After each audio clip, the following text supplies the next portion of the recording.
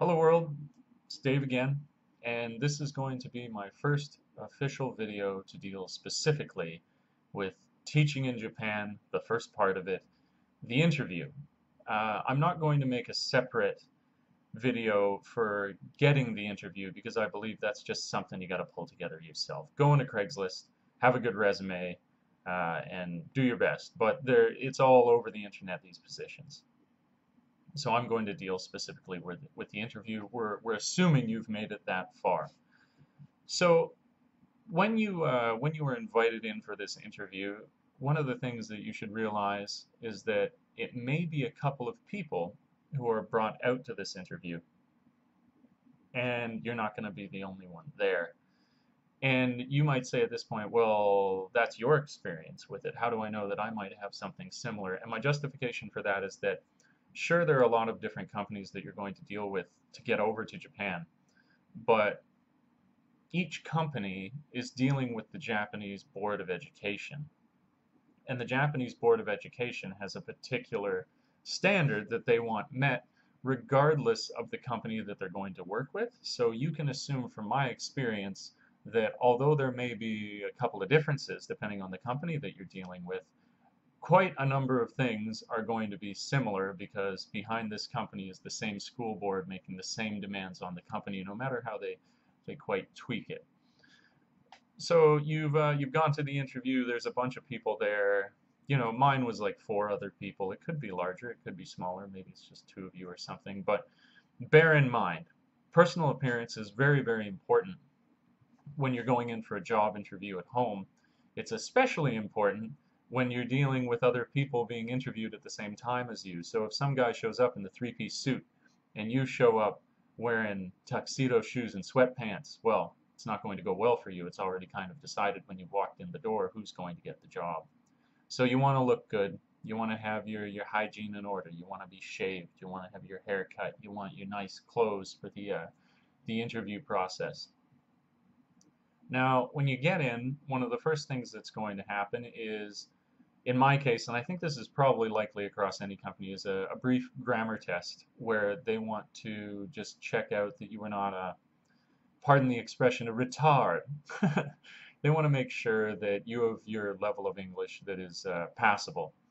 And you'd be surprised at what you can get away with, I think, in this case. They really just want you to be a native speaker. This isn't supposed to make sure that you're a Rhodes Scholar.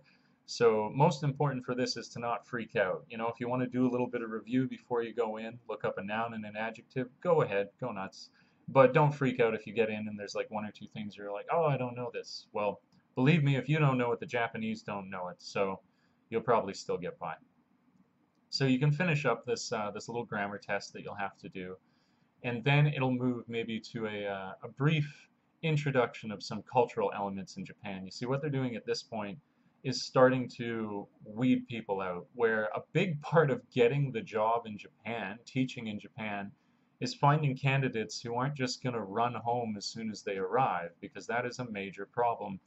Many of these contracts that you sign into are non-binding. You might lose a few bucks to come over, but if you freak out, you can leave. So they want to make sure that they let you know, the cost of living, what you're going in for. And so there'll be a brief little intro period for that where they start to talk about culture shock and things like this.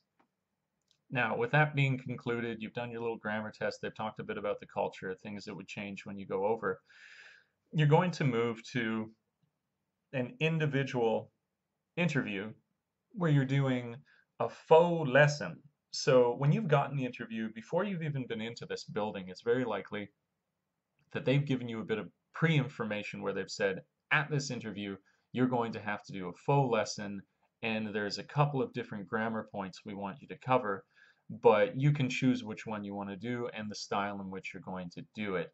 Also bear in mind that it doesn't have to be a full-length class. We're probably going to videotape you for, you know, 5-10 minutes. And if I haven't mentioned that already, it is videotape because they're sending this back to the school board. The company in whatever country you're based in is reviewing what you do, but also the Japanese school board. They want to have some firsthand information regarding the candidates that are coming over. Don't let that make you feel nervous. Like I say, it's 5 or 10 minutes. We all act a little bit different on camera, but no big deal. So this is where the interview kind of, extends out a little bit more because they do this part individually. So when you head in, they'll probably want you to do an introduction. And if you're fantastic at Japanese, here's an opportunity to shine a little bit. You can do like 1 or 2 minutes where you just give an introduction and say your name in Japanese and say you want to get along well with them and briefly introduce yourself to the people overseas who are going to be looking at this work that they're recording. With that done, you jump into your lesson. And jumping into your lesson, I can say again, personal appearance and the way that you carry yourself becomes very important. The word in Japan for kind of like health is genki, and they want to see a lot of genki. So they want to see you smiling, they want to see you have a good time, they want to see you enjoying yourself for sure. So try and have fun as you're doing your lesson. Really, imagine the kids are there, they're laughing, they love you. And be aware of your personal appearance again in terms of things like hands in your pockets.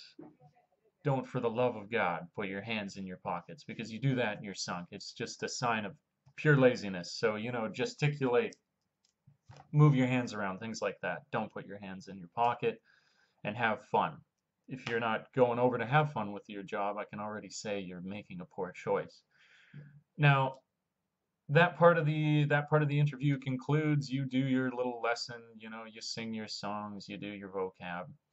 And once that's done, all the other candidates will review through. And at this point, it moves to a one-on-one interview where what I was talking about before occurs, where they're going to start weeding people out again, where it almost seems like it is a sort of psychological profiling where they want to ask you what sort of person you are. And they want to find out not just beyond the resume that you've handed them, but what is your life situation as you head over to Japan? Very, very important. For example, if they start asking you, so are you in a relationship currently? And you say yes. And then they say, do you have any children? And you say yes.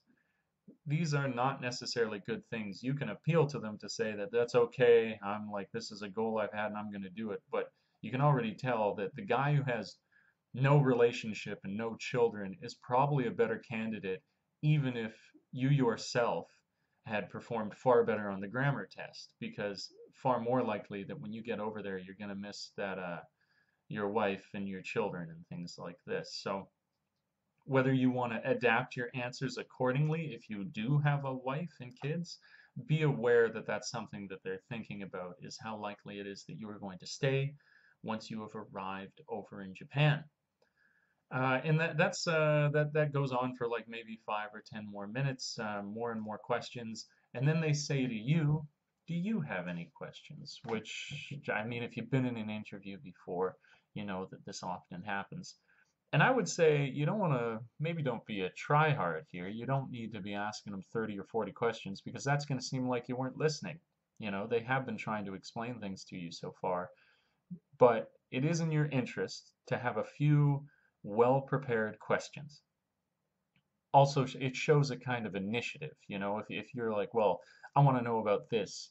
In this way, it's like you're interviewing them and they kind of lose that bit of the power to be like, oh, we're the ones who are employing you and you should be so lucky that we give you this job. There's, without being arrogant, you want to convey that, they should be so lucky that you've come in the door to be a candidate for their job. So this is your chance to kind of flip it on its head. And maybe you can ask them, if I've done supremely well in the course of a year, what is maybe reimbursement in the following year? Is it the same if I've done well, or do you have a structure where you reward merit? You don't have to use this question. I'm just saying something that shows you've got initiative, you've been thinking about this, you take it seriously, and maybe limit yourself to 2 or 3 questions, something like that. Just indicates that you've been thinking. So that's about it. The actual interview itself is pretty easy. It's only got those couple of steps, and if you do diligence and you get ready for that little faux, you know, um, class that I've explained so far, if you go in smiling, well kept, with good hygiene, then it's very, very likely you are going to be the candidate that is chosen. And I've written these notes down for the interview, but I always want to welcome people if they check this out whenever that does happen and they want to ask questions more specifically. Please do, because of course, as I make these, I do my best, but I may have forgotten to mention things, or there's other aspects that you're curious about, which I would tell you about if I remembered them. So that's that. I always like to, at the end of my videos, recommend a song or two. So the song that we're going to go with today is a great song. It's a Canadian band. It's called Thousand Mile Wish by Finger 11. I like to play guitar, so it's got a fantastic strumming pattern and like drop D tuning. Anyways, I won't go on about that for a long time, but check it out. It's really, really good. And the Japanese word that we will go with today, because I also like to do a Japanese word, will be, let's see, what's a good one? Car. Car is a good one. We'll go with a noun. Kuruma. Kuruma. Cars are important in Japan. If you're out where I am, you might be in a situation where you actually get one. I have a rental vehicle. It's fantastic.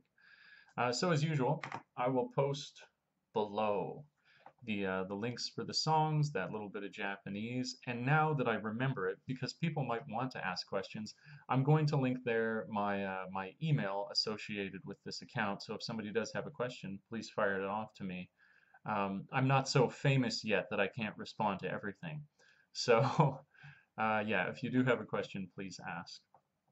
All right, so as I like to say, thanks for tripping with Dave, and until we meet again next time, world. Ciao for now.